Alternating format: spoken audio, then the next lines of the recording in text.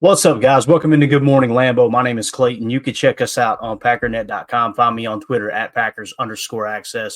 Email us, PackersTotalAccess@gmail.com. You can text us 865-658-5824. Flying solo for the time being. Tim will be joining us shortly. He's wrapping some stuff up, and I know the chat's already lit up. Here to talk a little Packers this morning as we move into the bye week a little bit deeper, getting closer to a Packer game day. As obviously in a couple of days, we'll be 7 days away from Packers Bears. Really excited about that. I know the chat's already lit up in here this morning as everybody's getting geared up for a full day of college football. Got some really fun matchups there.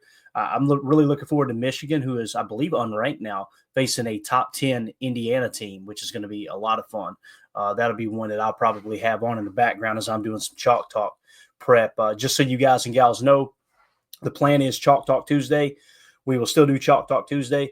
What we're going to do this week is 2 Chalk Talk episodes. And the way we're going to approach it is we're going to do the top offensive plays of the first half of the season. And then we'll do a separate episode for the top defensive plays of the first half of the season. And I got to be real. Like I was breaking down the tape today. This morning, got up early, got a couple cups of coffee, and started going through the box scores and everything and going through my game day notes and all that. I'm through week 5 right now. And we've already got 11 highlights. So we're going to have to trim it down a touch. But there's a lot of fun. This is just offense that I'm working on.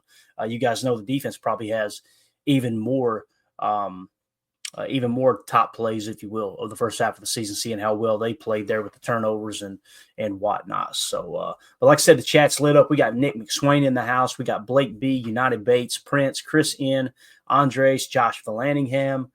Everybody filing in here now. Hope everybody's doing great on this glorious Saturday morning where we've got a chill in the air down here in Tennessee. I think we are finally out of the woods, got our last little stint of warm weather as it got up to 80 this past week. So I think we're good now. We're ready to roll, really get deep into fall. And as you guys can see back here, Mandy's already got the trees going up. I think the count this year is 15 Christmas trees in our house. So as I say every year around this time, I'm going to need your prayers because I'm not a big decoration person.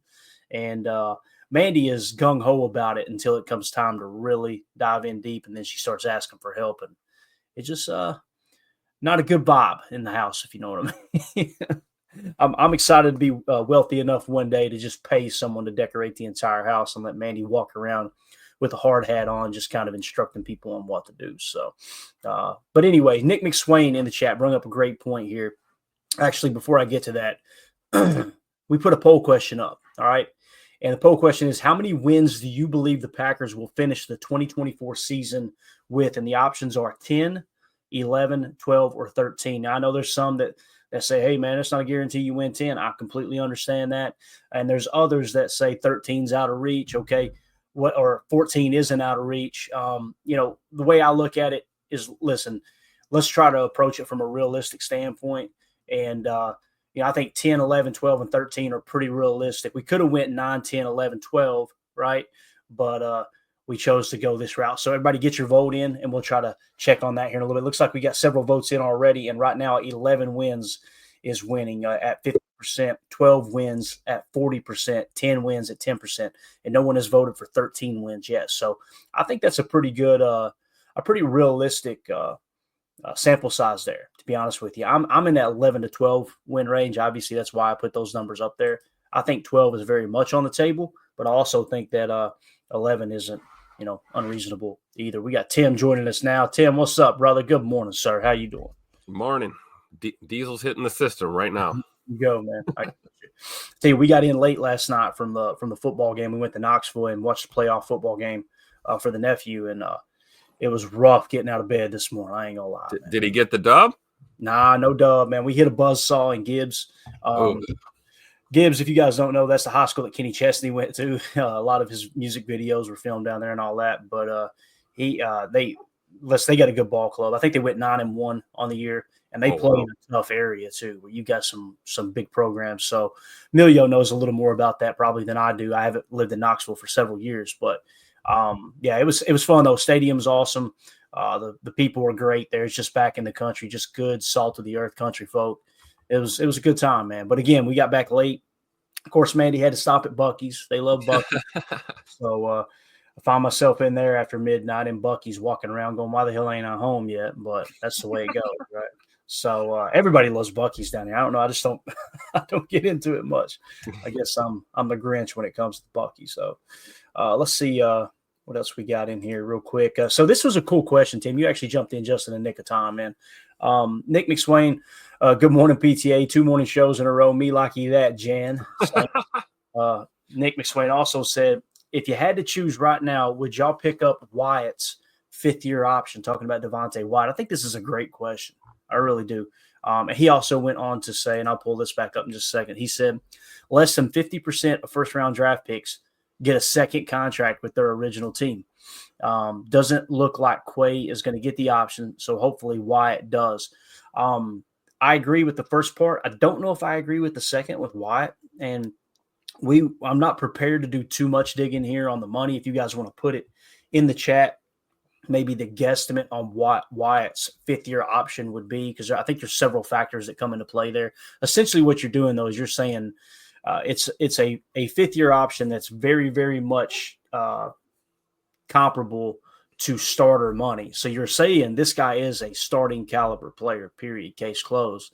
But you guys know we kind of subscribe to the old Belichick, Bill Walsh, Michael Lombardi way of you overpay for great, but you never overpay for good. So, Tim, we're hitting you with the tough questions right off the bat here, man. When it comes to Devonte Wyatt, as it sits right now, would you be willing to pick up that 5th-year option, which I would imagine is going to be over $10 million? I'm not 100% sure. Like somebody in the chat can hit us with that. Let us know for sure. That is a tough one. That is really a tough one because Devonte Wyatt's trending upward right now, in my opinion. Yeah. And you'd hate to, lose a guy like that and then watch him go somewhere else and just be a beast, especially considering you're the one who kind of developed him and kind of got him into his professional skill set. But I'm with you, man. It's hard to really say unequivocally, yes, give him the option. Let's pick up the option. Sometimes I think in these situations, it's easier to know who not to give the option to than who to pick up the option on. Kind of like, it was pretty clear to everyone this year. We knew they weren't going to pick up Stokes' option. He probably won't be back next year. And that's the other thing. Just because you don't pick up an option doesn't mean the guy's not going to be back. Bingo. It's not a guaranteed thing, but picking up the option guarantees he'll be back. So I don't know, man. I'm kind of like you, Clay. I'm probably leaning towards no and kind of see how the market looks and see how the rest of this season looks for Devonte. And, is he going to stay healthy down the stretch? Is he going to continue to play, at the highest level? And so I'm going to say no for right now. Probably not. I think that's the area I'm trending into, man. I was trying to pull it up here and see exactly. Now, keep in mind, guys, he's under contract next year too. So this is just a question that's being thrown out there by Nick of, are you willing to pick it up next season, right? So it's not like we got to make a decision on this right now. You guys know the 5th-year option decision is made in the off season, the year before their final year. So we got to make a decision coming up this offseason, but Wyatt is under contract through 2025. So what they refer to as a club option just in sports in general. But let's see. I was trying to see if we could find his market value where he's not a free agent. They're not going to show it right now. I don't even see like a player comp here, to be honest with you. But he's on the books right now for $3.5 million. Is he worth $3.5 million against the cap? Absolutely. No doubt in my mind. $4 million, I feel comfortable saying that. Now, listen, he's not a great run defender. He is a player, though, that gets pressure on the quarterback and does it pretty damn well. But when you're going to pay a player as if they're a great player and there's holes in their game, I mean, not to be too negative here, but to me, Kenny Clark falls into that category. That's what we just did. We just gave Kenny Clark top defensive tackle money. And he's a really good player, but not a great player, right? Exactly, yeah. And to me, I may even say he's a good player, not necessarily a very good. You know what I'm saying? Like he's kind of on that cusp for me. Great locker room dude, all that. But the other thing that you got to take into consideration too is like when you're looking at the comps and trying to determine, hey, what is this player worth? The big thing that hits me is like, how are they using them within the system too? because it's you can fall into that trap of just looking at sacks, just looking at pressures and these things, and not truly keying in on, hey, here's what they're asking them to do. We've really highlighted that this year, especially based around Rashawn Gary and other players that you're expecting to kind of pop. Kenny being one, but with Kenny Clark, more times than not, you see him rushing the quarterback, and when I say rushing the quarterback, he's not really playing patty cake. He's not that guy. That's the first guy to engage on a TT stunt and then sit back and kind of play spy. They usually allow him to be that guy to really try to penetrate. And, I get frustrated when people dog on Gary, because when you turn on the tape and you see the chips, you see how they're moving him around. You see how there's times that, like, when he pins his ears back, he can get to the quarterback. But you can tell Jeff Hafley is trying to be less aggressive in that regard, to keep the defense in a more advantageous situation of not giving up these explosive plays. But I don't want to fall into that category of, hey, let's pile on a guy. He's having a bad year, and we're not in the meeting room. We don't know exactly what's being taught and coached.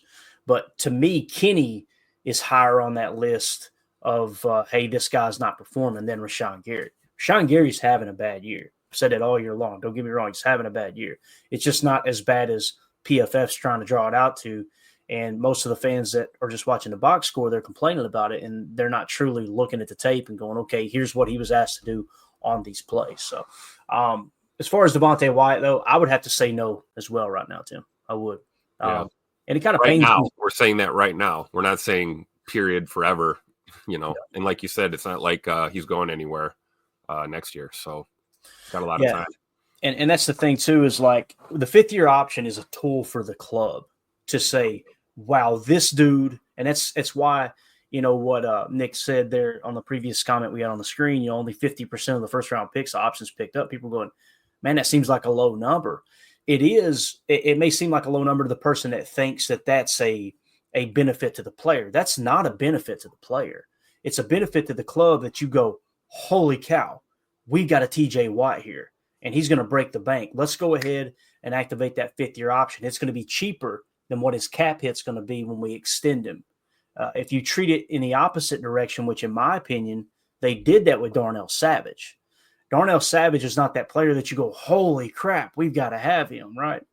Tim, that still is baffling. I mean, we may have felt that way at one point, week 2 of his rookie year. I was just going to say, when he was like 22 years old, we felt that way. So now here's the thing too. It's one thing to try to predict what the Packers are going to do. It's another thing to ask us, what would you do? We're telling you what we would do. Yeah, now, exactly. We're not big on the prediction things here. We don't try not to do that. And like with Kenny, you guys know, I was saying you let him test the market. Let him play the contract out, test the market, and then see if it's worth it to match those offers, right? That's how I would approach this with Wyatt right now as well. Now, if he comes back from this injury and he just goes absolutely berserk, and I know there's some people that are going, but Clayton, he's the best pass rusher on our team. That's not true.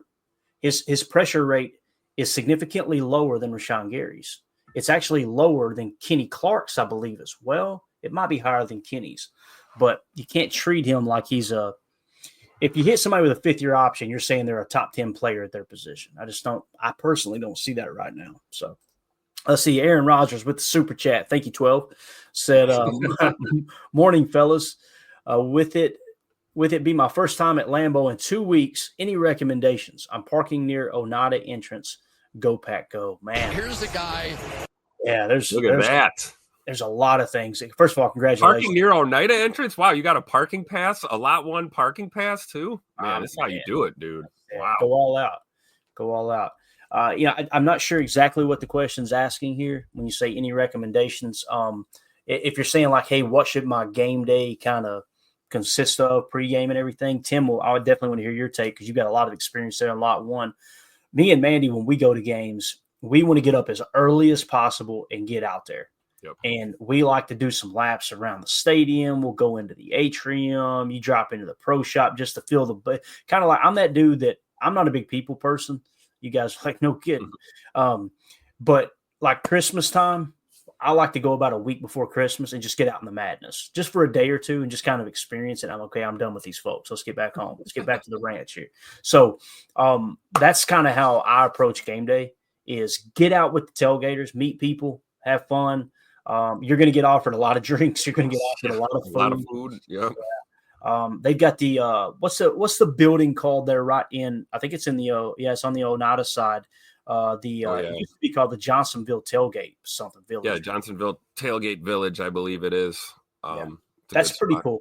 It's always shoulder to shoulder in there, but you go in, they usually got live music. They've got we went there one time and I think it was Wes Hawkowitz, Mike Spofford, people like that hanging out in there, and they do kind of a little just a pregame, setup. And my goal, though, Aaron, is to get inside the Lambeau gates as soon as they'll let me. I want to be in the stadium as much as possible.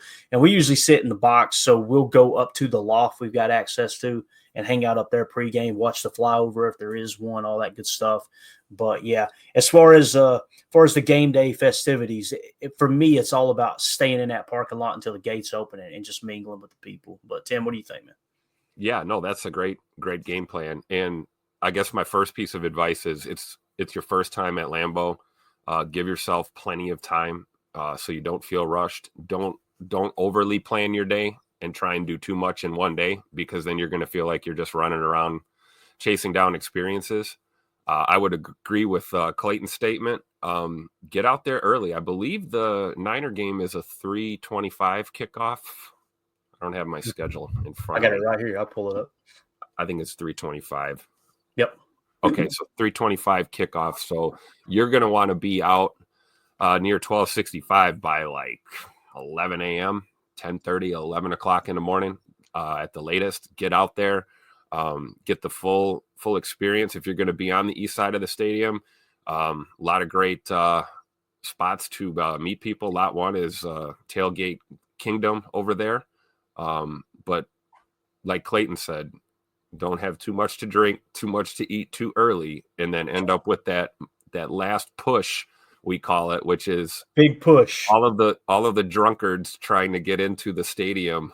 And you will be caught at that Oneida gate waiting in line, and you will miss the first 3, 4, 5 minutes of the first quarter, and you don't want to do that at your first time at Lambeau. So I would get in there as early as possible, and don't forget 1 hour before kickoff, they always blast some fireworks to give you a warning that you've got an hour left to get in there. So at the very latest, that would be the time to start heading inside of Lambeau Field. But yeah, man, absolutely. If you have time, check out Crow's West. That's a great place to start over on the west side of the stadium.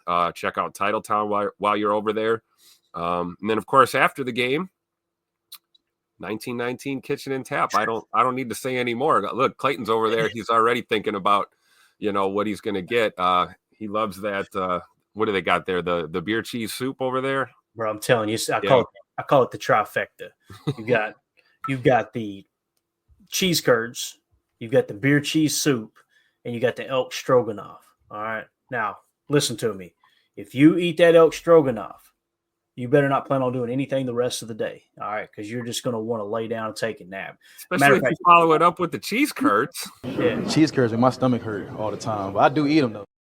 I like that with a spotted cow right there and sit at the bar. You got multiple TVs. They usually got NFL Network on. It's just – I'm telling you, Tim, if I lived in Green Bay, I would be having dinner there every single evening. I just absolutely love the vibe there. It's awesome. For sure. Also, Johnsonville Tailgate Village there, another good spot if you want to use the facilities. There's a lot of porta potties out there, but if it's packed during game day, sometimes you can sneak into the Tailgate Village there and use a real bathroom if you need to. That's another piece of advice before you get in. And Pro Shop too. Check out Packer Pro Shop. Game day rules are a little different there. I believe the Pro Shop is only open to people who have tickets to the game. But once your ticket's been scanned, I believe you're in. So you got to kind of fully commit to being inside Lambeau. So give yourself plenty of time out there. Mr. Rogers, have fun on your first trip to Lambeau. It's awesome. You never forget your first, man. Definitely. Congratulations, man, for sure. That's awesome. And thank you for the super chat, Bub. We appreciate you. All right, so let's I'm getting hungry again, so we're gonna have to switch gears here. All right, Only bad thing about talking about that. All right. So as far as Wyatt's 5th-year option, we kind of hit on that. Tim, I'm going to pull this up real quick. Since this was already going to be a part of the show, we're going to pop this up. These are the interior defenders according to PFF across the NFL. Okay. So that's what we've got here on this list. These are the top graded defenders. So again, Nick McSwain, with your question with Devonte Wyatt, when you think 5th-year option, you've got to ask yourself, do you think he's starting caliber at his position? And is he like a top 10 in that top 10, top 15 range? That's just me personally, at least top 32, right? And again, PFF isn't everything, but let's see what PFF says here, okay? First of all, the top defensive lineman in the league is Cam Hayward, 91.0. Shout out to Cam, too. This is a I was just going to say, holy cow, he's like 200 years old, and he's still at the top of his game. Funny story, too, about it was probably, let me try to think here. I don't want to mislead you guys. I guess it was around it's 2024 now. It's probably around 2016. I had a Madden league, an online Madden league, and a buddy of mine that's a big Philly fan, big Eagle fan, obviously from Pittsburgh or from Pennsylvania, grew up there. He was like, Clayton, you ain't going to believe this, man, but I've been chatting with Cam Hayward, and he's looking for a Madden league. And I'm telling you, I rolled my eyes. I was like, hey, this can't be the real Cam Hayward. Sure enough, this was the real Cam Hayward, done a couple of drafts with us and stuff. He was in our Madden league for a short while. I was just like, this is unbelievable. Really, really cool dude. And I'm talking visual evidence. It wasn't just like we were getting catfished in a Madden league. It was awesome, though. Good dude. I was trying to figure out how the hell he found time to do it because he did keep up. We were advancing at a pretty good rate, kind of keeping the thing moving. I told him, I shot him a DM. I was like, listen, bro, you ain't got time. We completely understand. Don't feel obligated to be too engaged. He's like, no, man, I got some free time right now. I'm going to hit it. So it was cool. It was That's really cool. awesome. And when I say he's like 200 years old, I'm joking. I just mean he's old in football years. Oh, I think he's like 35 or 36 or something. Been in the league for a long time, man. And for a defensive lineman too, it's like PFF struggling this morning, so we may not be able to get that. I was trying to get that information. Let's see. Yeah, we crashed out. It's probably because it's been sitting there for a while, but we'll pull those back up. Just give me just a second as we get that key back up. But yeah, he seemed like a really, really good dude. He did. I was impressed with him. And those type of guys, Tom Brady said it best one time. He said, good things happen to good people, right? And Cam Hayward is one of those leader of men. I think he's been a Walter Payton of the Man of the Year award, either recipient or finalist for a long time. But anyway, he's the top graded defensive lineman now at 91.0. And Tim, to add on to what you were saying there, surely it'll show us. So he came in the league in 2011. So yeah, he's been in the league now. It doesn't show his age right off the bat, I don't think, but he's been in the league now for since 2011, so 13 years. That's I'm almost positive. He's got to be in his mid-30s. I think he's like 35 or 36. Yeah, no doubt. And the dude's still doing it at a high level, which that should kind of go to show you too. I know we all fall in love with the younger players, and you always want to kind of keep, man, we got to get younger. I got to be real with you. The whole getting younger thing, it's fun. Like last year was fun, but you've got to get to the point where you go, okay, we need a little bit of veteran presence on this team, right? Yep. And I know we just traded away Preston Smith, and some people will probably say, hey, look, Clayton, I don't see it that way. That's awesome, but how many rings has it gotten us here lately? You know what I'm saying? Like back in 2010 was the last Super Bowl ring, right? We had some vets on that team for sure. Charles Woodson. You remember they went out and signed Howard Green, defensive tackle, right? They had Ryan Pickett was a veteran. They signed out of free agency. So you got to it's important to have a good mix. You don't want to approach it completely the way Aaron Rodgers wants to approach it. Let's have all 37-year-olds in here trying to play a young man's sport. But I do get that whole, hey, you need some veteran presence on the team. So anyway, let's see if we can find Devonte Wyatt on this list. All right. Again, 5th-year option. If PFF was the gospel, and we're not saying it is, let's just pretend it is for a minute. You would think, okay, if you're going to give him a 5th-year option, he better be in the top 32 in defensive tackles, right? Meaning the best defensive tackle on a team. So you see he's not there yet. Let's scroll on down. We're going to keep trucking. Our first defensive lineman is Carl Brooks, all right? He comes in at a 61.8. All right, let's keep going. Next is Devonte Wyatt at a 58.3. So according to PFF, they have him worthy of the 65th best player according to his grade this year. So immediately you think, okay, he could just be having a down year in this new scheme. That could definitely be the case. Let's see what he's done over the course of his career, 3 years. His rookie year, 69.9. Last year, 59.6. This year, 58.3. Again, it's not everything, but I think it needs to be taken into consideration, right? Again, I just don't see how, like with Rashawn Gary, some people would say Rashawn Gary's overpaid. I am not one of those some people, okay? But with Rashawn Gary, when you look, his grade is low this year, no doubt. But if you look over the course of his career, you've seen that peak level performance. With Kenny, I think you've seen it 1 year. That's why it's tough to justify, hey, look. Now, again, it's a passing league.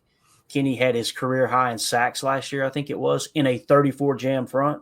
Now you're in a 4-3. You think he's supposed to eat, right? He's going to eat this year, and the opposite has kind of occurred. But nonetheless, we're going to go through the PFF defensive grades here and kind of break down each position. So with the comment in there, I figured no better place to start than right here at interior defensive lineman, since we were asked about Wyatt. Now, also, when you look at Devonte Wyatt, that's why we're saying no to the fifth-year option, but you try to extend him at a rate that says, hey, this lines up with your production, okay? What is that? Is it $5 million? Is it $7 million? I'd probably be okay with that if he finishes the year, healthy.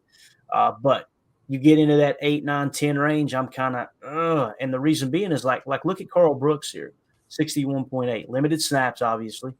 But Carl Brooks can be that player that steps in if Wyatt wants to play hardball and go break the market, right? And if he breaks the market, guess what? You get a comp pick. So you got to kind of look at it that way. Now, again, this is how I would look at it. The precedent, Tim, with the Packers is they're going to pay their guys. And we did not see that they were going to pay Kenny Clark. We just didn't see it, this new contract. And they did. I can't imagine they would be diametrically opposed to extending Devonte Wyatt. So he may be top priority on their list, and we're too stupid to understand it, right? Yeah, exactly. What do we know? I mean, we're looking at these numbers. You got to think they're looking at this and everything else, multiple factors that contribute to what they're ultimately going to do with him going forward. But you're right, man. You want to see that grade. You always say that kind of like 60s, mid 60s kind of grade is kind of like the benchmark. You want to be above that. And he's knocking on the door.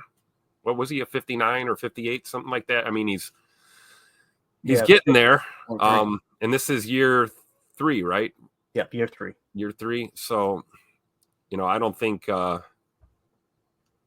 we look at him the same way we look at Quay. A lot of people are down on Quay. We don't think we're going to pick up his option. I don't know if Devonte Wyatt falls in that same category, but I do agree with the logic of, hey, we've got guys waiting in the wings. If he wants to test the market and someone wants to overpay, let him. I agree. Yeah, and if they do, like you said, you're going to get a comp pick. So, yep. I was going to try to look at Devonte Wyatt's statistics. I know the big thing that Devonte Wyatt does well is pressure the quarterback, right? That's his superpower. And listen, that's a premium in the league. So you're willing to we're willing to have less of a run defender so you can have a really solid pass rusher. That's, goes without saying for sure. Yep. Let's go to the chat here real quick and kind of get caught up. A bunch of people in here being active. Appreciate y'all. Blake B in the chat said, I got 11 wins, drop one more division game, a reasonable one like 49ers, and one stupid one we shouldn't lose like the Bears or the Seahawks, okay? And currently the poll question, guys, go get your votes in. Got a lot of people voting now. 11 wins on the season is what's leading the poll question at 50%, then 12 at 27%. Then you've got 10 wins at 17%, and then 13 wins at 7%. So currently, most Packer fans here watching the show are saying 11 wins and 12 wins, Tim, in that order. So just kind of keep everybody up to date on that. And I'm the knucklehead who said we're going 14-3. So according to me, we're going to win every game the rest of the year. How many games do we got? How many games do we got left, Tim? 8, I think. 8. Yeah. Yeah, that's right. Yeah, 9. So 8. 8. That would make 17. So with 8 games left, you're going to have to win all 8 of them, right, to hit that 14. Listen, it's still on the table. And next week we'll be back saying 13 still on the table if somehow we lose, right? I would rather be completely wrong and we drop 1 or 2 and go into the playoffs rather than, you don't want to go in on an 8-game win streak knowing that one mistake, the law of probability says you're going to drop a game. You definitely don't want to drop that game in the postseason. So right, get it out of the way now. Yeah. Blake B in the chat says, Clayton, we ought to draft Kenneth Grant, Michigan's defensive tackle. Going to probably have the RAS to entice Goody. So Kenneth Grant, it is November 9th, Tim, and we just got our first name drop for the draft. We were talking about this offline yesterday, wasn't we? It's going to be Here's a guy in a blink. The draft is going to be. Oh yeah, before you know it. I guess we got first name to add to the list. Time to start doing the deep dive. Exactly. Before you know it. I am going to put that down here just so we know. Kenneth Grant. And that was Michigan, right? I think that's what he said. So We'll go Michigan. Defensive tackle. D-tackle. Cool. We'll take a look at him. And again, there's some people go, please don't start talking draft. We're not going to. Calm down. And I understand that too. It gets a little frustrating when you're in the middle of a playoff, potential playoff run, and people want to look ahead to April. I completely understand. It gets frustrating. So let's see here. Blake B also says, wish we were playing the Bears tomorrow. I want this taste out of my mouth. Here's the thing too, Blake, that's a good thing.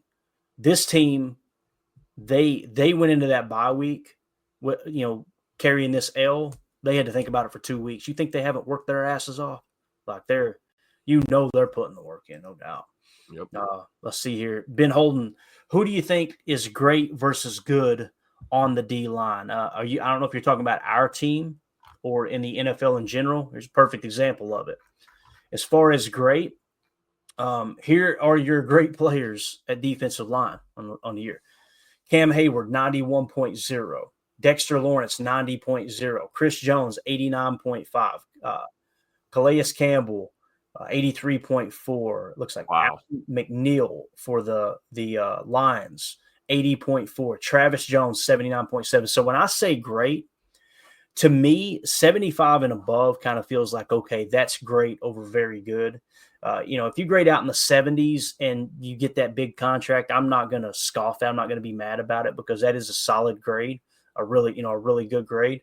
But yeah, I'm looking at those guys. When you say you're willing to overpay for great, you're talking top 10, top 20 in the league. Now, you have to take into consideration that a true three tech in the league is a premium position, just as important, if not more important, than edge defender.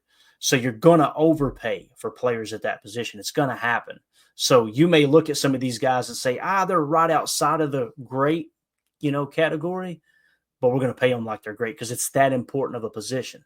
I'm just saying you can't take a player that's played good or above average and say, okay, well, he gets after the quarterback really well. Okay, let's pay him as if he's playing the same type of football as a Cam Hayward, who's got a 84.4 run defensive grade, or Dexter Lawrence in New York that's got an 82.3 run defensive grade, right? So it's about being more balanced. Like, let me give you an example. Free agency this year, Christian Wilkins, right? Remember us talking about him, like, hey, this guy's going to break the bank, and he did. The Raiders signed him, 74.8. He's the 11th highest graded player. So with the question, who do you think great versus good? To me, you got to be in this top 32, right? If you're in that top 32, you're in the conversation because that says that you would be the best defensive tackle on one of the 32 teams, right? That's kind of how I see that. And it's important. What I like about PFF is you can compare the grades apples to apples as opposed to just going, okay, this guy's sacks versus that guy's tackle for a loss.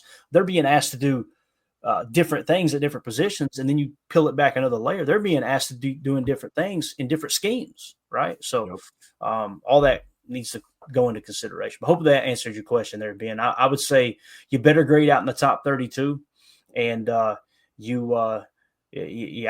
probably want them closer to the top 16 than the top 32 if you're going to pay them top money and pay them like they're great. So let's see here. Steve in the chat says, I'm now hoping and now excited to see Brenton Cox Jr. get more playing time. I know Mosby is playing more now. What do you guys think of edge rushers without Preston Smith? I think you've got an opportunity. you're creating this void, right? You've created a void, and now you've got 2, 3, maybe 4 guys. Hey, here's your opportunity to fill that void, right? And I think that you're going to give LVN every opportunity to win it. And listen, I know a lot of people were down on LVN, but we watched some of his plays the other night. Like, he is not a bad football player. Nope. I think that when you're playing edge defender too, it's already in Green Bay, it's already a heavy rotational position, meaning they're constantly rotating those guys in and out. So it's hard to get a rhythm. All right. You hear this about running backs a lot, but when it comes to edge rushers, you're setting guys up for moves, right? You may bull rush 2-3 times in a row. Now you're going to hit them with a bull and a bull and dip inside, right? Like a dip and rip inside. So you're setting him up. He's anchoring his base to absorb that bull, and then you're ripping inside, right? Or you may show him a rip move a couple times, a bull, then come back to a rip, and then go, okay, this time we're going to go with a swat and swim outside, right? Like, you're constantly trying to set them up for the next move. When you're rotating, it's more difficult to do that.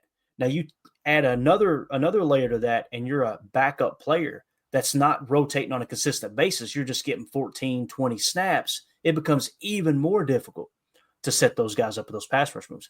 Also, too, is when you look at how Hafley's calling this defensive front, you're getting a lot of decoying going on. Like we were saying, protecting throwing lanes, protecting scrambling lanes.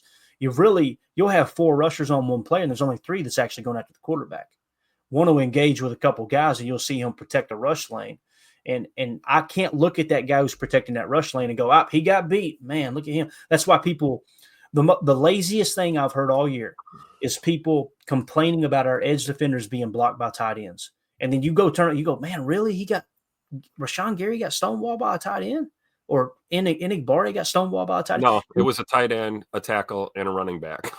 and then you turn on the tape too, and you'll see LVN engage with that tight end and punch him and kind of jab step in and then throw him back to the side. And you could tell he's protecting a rushing lane. He's not even going after if he wanted to beat that tight end, he could beat that tight end. I think that's the biggest change that we saw in philosophy when Hafley came in. If you look at Joe Barry's defenses these past couple of years, we saw a lot of pressure being generated from our edge defenders and not a lot coming up the middle.